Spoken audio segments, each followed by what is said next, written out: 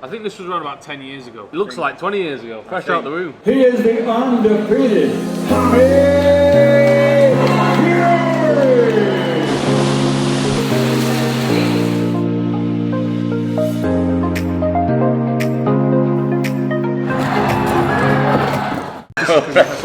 I seen it popped up. I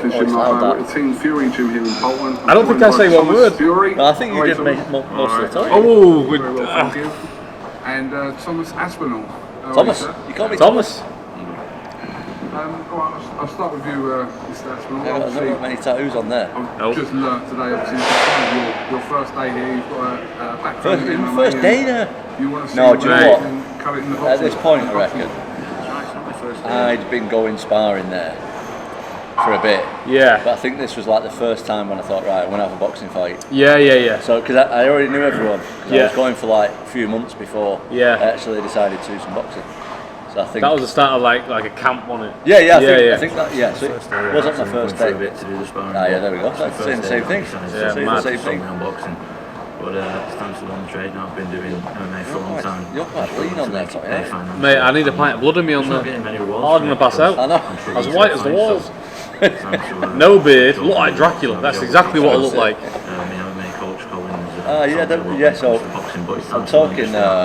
So the reason I switched over, well, I didn't even switch over for long, but I had one boxing fight because at the time I couldn't get no MMA fights. Kept trying fights pull out of me and stuff, and I wanted to get some money, and I thought there was some money by boxing.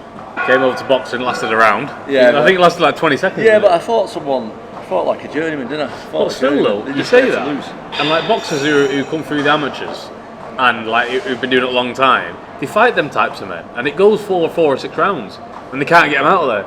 So it's like I think Tom, like from the way I see it, because obviously I've been around boxing all my life. Everyone who I'm associated with has done it, and I think he took to it really naturally. And the thing that makes him different, and even today for me, is how quick he is for a big man and how agile he is. And I just think in his fight, his opponent was like, what's going on? Like, his hand speed was quick, he knew how to throw different types of shots, combinations. I think he did do well at boxing. It's like, if you wanted to do it, I think you'd do good. It was alright. I think that if you want to do it at a high level, you need to be just boxing from a young age, don't you? And I obviously wasn't, so. How old are you now? 17. 17. So how many years? 8 years ago. 8 years ago. 8 years ago. 13 or 14-year-old, I think. But 17 now. No voice box. Yeah, you got a bit of back switch then as well. I remember you always had big arms. Your top off. You always had big Well, arms, didn't you? That's my specialty. I ain't got that. I've not got that. Tom, you're just a big fella. I know, alright, but you got I'm artificially built. very good arms. 73-4 kilo then. Now I'm 90 kilos. So 90, big change. so you were 90 kilos there. How much are you at the minute? I weighed about 98 kilos. So you've not put too much weight on, have you? No, I've been training. I'd say out of training, not training at all, I'm about 105. Right, so that and then you were quite fit then, weren't you? So you're probably not too different though, is it? In 8 years? No, definitely not. Definitely not. I've been training for about 2.5 months in this camp, so I'm on fire, and I think I'm fighting on the 20th of November in Preston. So I did as well, I remember. Fighting Preston. Yeah. I remember you did like an amateur tournament or something like that. Yeah. You won that. I think I fought a guy called Frankie Gavin in Preston. The transition up until this period. What's happened the last year for you? Just explain to us. It was one of them really. I mean, I tried different gyms and it wasn't really gelling with any of them. So since nothing really happened for the past couple of years really for me. It's just been sitting around training, learning in the gym, been sparring top lads. I wonder if it's one of them. But now we just finished sparring it. Because we've done quite a bit of sparring. I think we did just finish sparring, yeah. I remember I used to always be sparring you. Your brother, Huey. Yeah. Is he still boxing? Isn't it? No. I think he ended up having about 8 or 9 pro fights. But I think he had bad eyesight, so... Yeah. I remember I used to spar your brother, Huey. I used to spar your cousin, Huey. Yeah. I used to spar your brother Tyson. Yeah.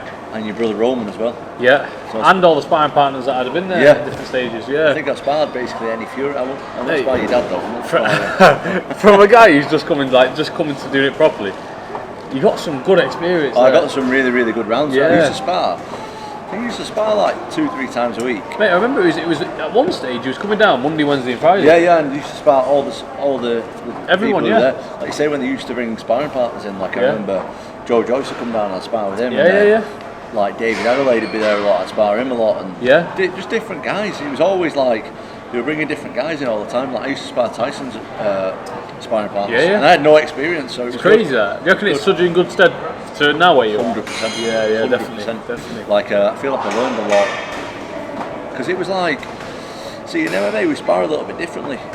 We spar quite light in MMA, whereas in boxing It's quite heavy, isn't it? it's like a fight. Yeah. Especially then, because it was like you used to have 2 guys in the ring sparring. Yeah. Everyone else used to be watching. Yeah. So it was like It's like a full on. pressure environment, wasn't It was like fighting just in a normal sparring, fight, so yeah. it was good learning for me. Learning the job properly, so I can't My really head get no is better trainer, massive can I? next to yours. And people to train My- alongside with. So Mate, I think it's a bit close to the camera. I know, but I have terrible angles on that. I just look like. But the big thing is, I don't know what I look training like. pro rules. We've got a pro style anyway, so that's the main thing.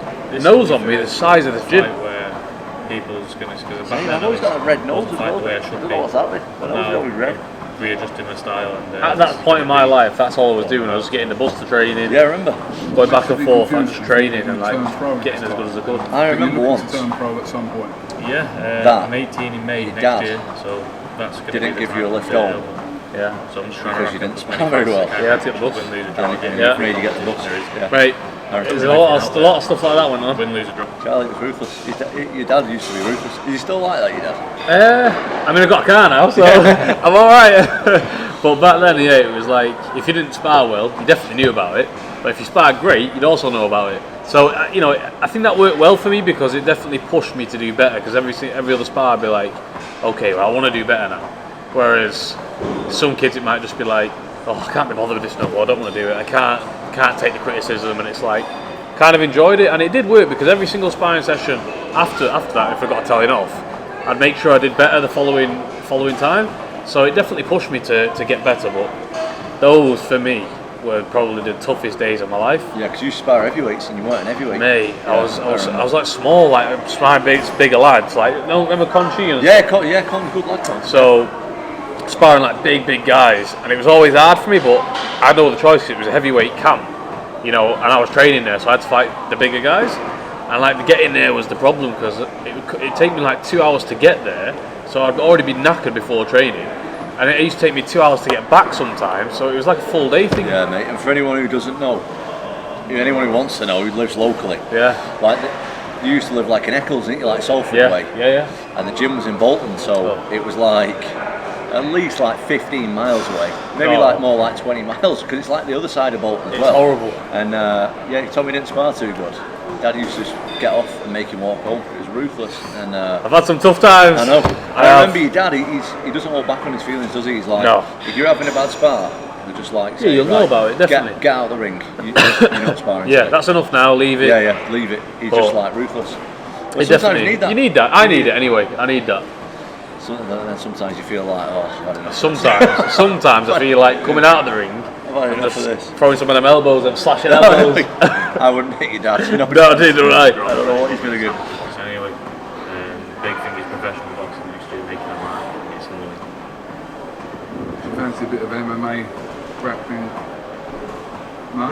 Definitely. You even talk about MMA there. Yeah. That was like, what would it take for you to jump over and have an MMA? Go Oh on, no, I MMA. definitely do it. I feel Oh, like you'd have an MMA fight? Yeah. Would you, eh? I do. I swear to God, because I actually love the training, and it's, you know, if I was to fight somebody who was, you know, similar level to me, it's fair game, isn't it? Like, but I feel like I'm bodily strong. Obviously, my striking's good from the boxing. I think if I did, you know, a year and a half training of like groundwork, grappling, and everything, be at a decent level, I definitely would have a fight. I reckon you should, and I reckon, You have him as coach. yeah, 100%.